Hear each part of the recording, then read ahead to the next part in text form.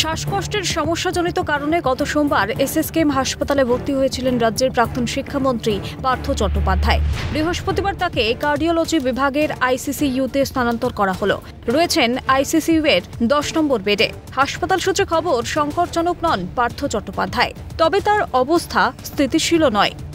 সোমবার থেকে তিনি কিন্তু এমার্জেন্সি ওয়ার্ডেরই যে এমার্জেন্সি অবজারভেশন ওয়ার্ড রয়েছে সেখানে ক্রিটিক্যাল কেয়ারের সুবিধায় তিনি কিন্তু ছিলেন। গত সোমবার থেকে আজ বিকেল অবধি তিনি ছিলেন।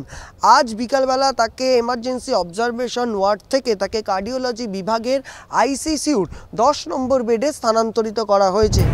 এই অবস্থায় পার্থ চট্টোপাধ্যায়কে আরও ক্লোজ মনিটরিংয়ে রাখতে চাইছেন চিকিৎসকরা। বুঝে নিতে চাইছেন জেলবন্দি প্রাক্তন শিক্ষামন্ত্রীর শ্বাসকষ্টের সমস্যার উৎস।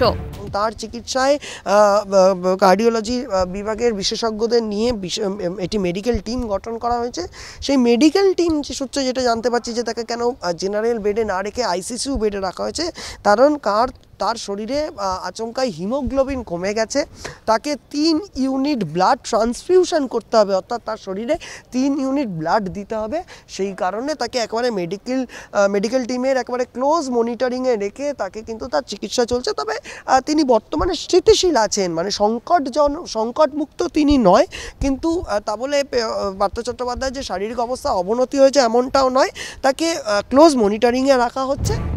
উল্লেখ্য, শিক্ষক নিয়োগ দুর্নীতিকাণ্ডে 2022 থেকে জেলবন্দি রাজ্যের প্রাক্তন শিক্ষামন্ত্রী পার্থ চট্টোপাধ্যায়। ক্যামেরায় শুভময় দাসের সঙ্গে বিক্রান্ত রায়ের রিপোর্ট, ক্যালকাটা নিউজ।